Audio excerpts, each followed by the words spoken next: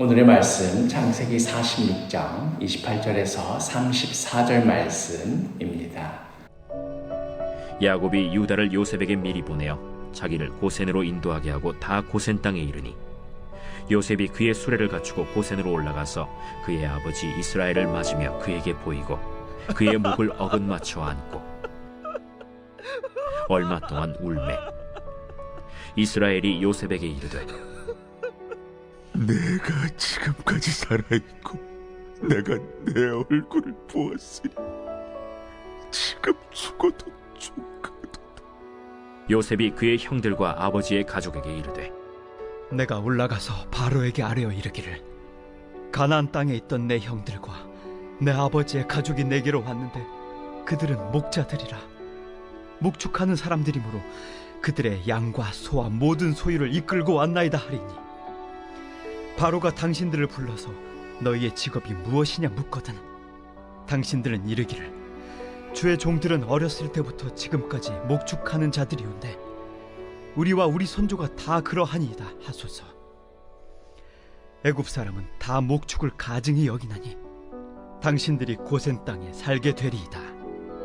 오늘은 큐티 다이어리에 있는 질문들을 따라가며 진행하도록 하겠습니다. 첫 번째 질문, 요셉은 꿈에도 그리던 아버지를 만나 어떻게 행동합니까? 29절에 요셉이 그의 수레를 갖추고 고센으로 올라가서 그의 아버지 이스라엘을 맞으며 그에게 보이고 그의 목을 어긋맞춰 안고 얼마 동안 울매. 이 둘의 극적인 만남이 어떠했을지 말로 어떻게 다 표현할 수 있겠습니까? 요셉이 노예로 팔려가며 또 억울하게 감옥에 갇히며 이제는 다시는 가족을 볼 수 없겠구나. 이제는 아버지를 다시 만날 수 없겠구나. 그렇게 여기며 살아왔던 세월 아니었겠습니까? 야곱 역시도 그의 그 10 아들들이 감쪽같이 속였기 때문에 다 찢겨서 피가 흥건히 묻어있는 그 채색 옷을 보며 영락없이 짐승에 찢겨 죽었다고 그렇게 여기며 살아왔던 세월 아니었겠습니까? 그랬던 아들이 또 그랬던 아버지가 자신의 눈앞에 있는데 그때의 감격을 무엇라 표현할 수 있겠습니까? 두 번째 질문, 죽은 줄 알았던 아들을 보자 야곱은 뭐라고 말합니까? 30절에 이스라엘이 요셉에게 이르되 내가 지금까지 살아있고 내가 내 얼굴을 보았으니 지금 죽어도 조카도다.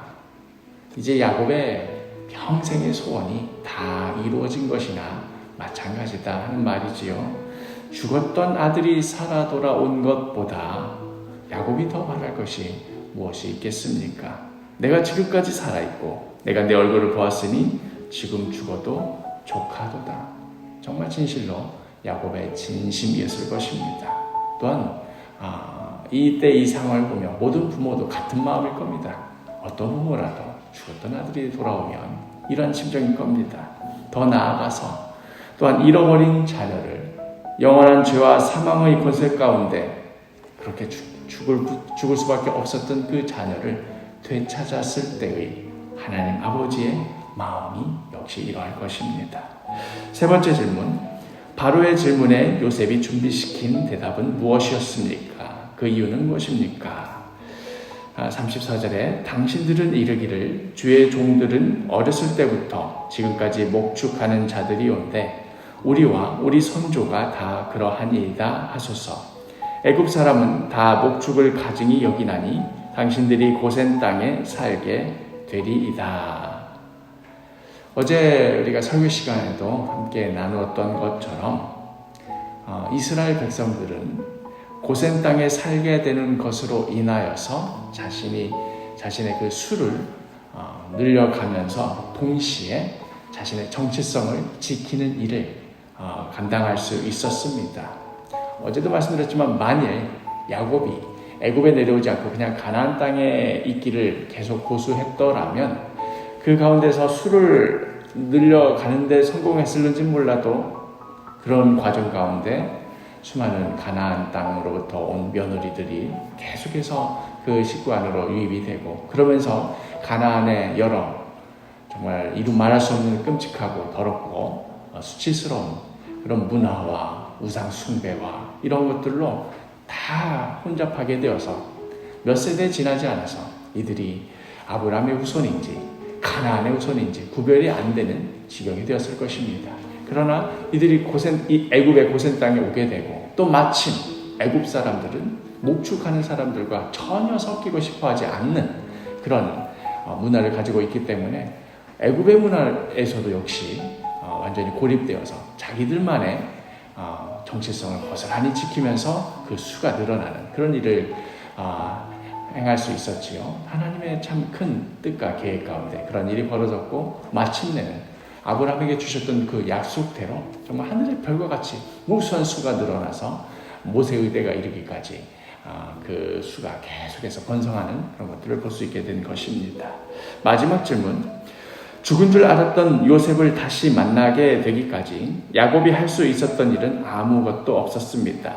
여기에 이르기까지 모두 하나님의 크신 계획 속에서 이루어진 것이었습니다.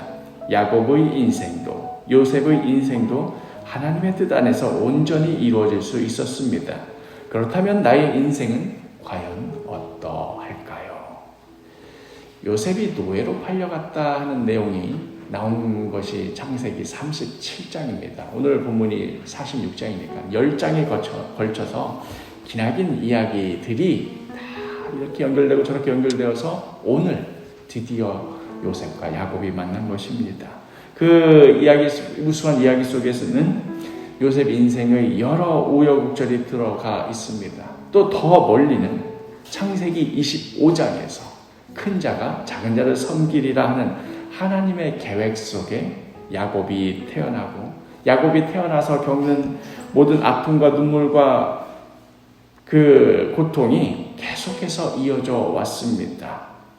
그 인생 가운데는 인생 이야기 가운데는 야곱의 개인적인 인생의 문제가 어떻게 해결되었는가 하는 그런 관점에서 드디어 죽은 줄 알았던 아들 만났으니 얼마나 행복하겠는가 하는 그런 이야기도 있지만 더 궁극적으로는 야곱의 인생을 통하여서 또 요셉의 인생을 통하여서 우리 모든 인생의 커다란 문제, 형제가 형제를 미워하여서 죽이려 하는 이미 아담의 때부터 아담의 아들 가인과 아벨에서부터 벌어진 일이 이 최초의 죽음의 원인이 병으로 죽었다거나 사고로 죽은 것이 아니라 형제가 형제를 죽여서 죽은 그 죽음이었지 않습니까? 이 죽음의 문제를 어떻게 극복할 수 있을 것인가 하는 것을 바로 야곱의 인생 이야기, 요셉의 인생 이야기를 통해서 보여주시는 겁니다. 그것은 바로 형제가 다른 형제의 연약함과 부족함을 대신 짊어지는 것. 이것을 통해서 이 형제가 형제를 미워하고 죽이는 이 문제를 해결하고 극복하는 그 모습을 보여주시는 것이지요. 또한 더 나아가서 아브라함을 부르시고 그에게 주신 약속의 진정한 의미가 무엇인가? 그것은 내가 너한테 복을 줄 테니까 네가 실력자가 되고 네가 힘이 세지고 네가 권세자가 돼서 세상 모든 것을 다 지배하게 될 것이다. 그 약속이 아니었습니다. 다른 많은 족속들에게 복을 끼치기 위하여서 너가 무수한 고난을 당하게 되겠지만 그러나 그 길을 통하여서 너가 축복의 통로가 될 것이다 하는 그런 의미입니다. 먼 훗날 예수 그리스도를 통하여 십자가 구원의 길을 예표해서 보여주시는 그 복이 바로 아브라함의 복인 것입니다.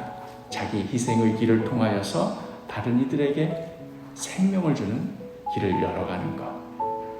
이것을 잘 보여주는 것이 야곱의 인생이었고 또 요셉의 인생이었던 것입니다. 그렇다면 우리 인생도 마찬가지 아니겠습니까?